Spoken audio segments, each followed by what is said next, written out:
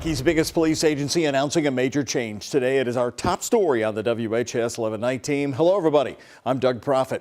Kentucky State Police say troopers will now use body cameras for the first time ever and in-car cameras. KSP says they will have about 780 body cameras that will be worn on belts, mounted on rearview mirrors, and put right inside the cars. WHS 11 Night Team's Alexis Jones has more from KSP and reaction from a local activist. Reverend Tim Findley says it's long overdue. But now that KSP has body cameras, the question still remains how the agency plans to use them.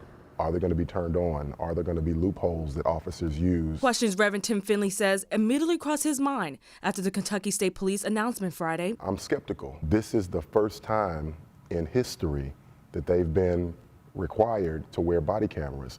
I think that in many ways, this is just to say, hey, we're doing something. Hey, here you go. I believe in this agency and the integrity of our troopers and officers. Findley says if KSP truly wants to build public trust, the agency must handle the body cameras correctly. He says that includes keeping cameras on at all times, storing every video, not tampering with evidence, and releasing footage in a timely manner. However, Commissioner Philip Burnett Jr. says how the agency will release recordings depends on the investigation. And transparency is what Kentucky State Police were about, but we also have to have integrity of an investigation.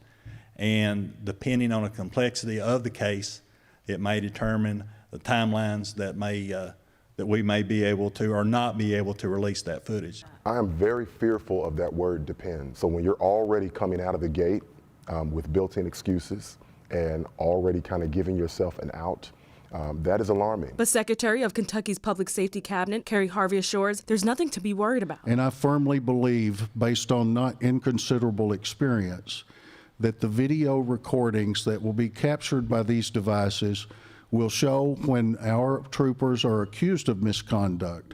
These video recordings will show that in the overwhelming majority of cases, our troopers acted appropriately and in accordance with the public interest and in accordance with their training. A statement that Reverend Findley says completely misses the point. We know that the majority of traffic stops don't end up in a death, don't end up with these abuses of power.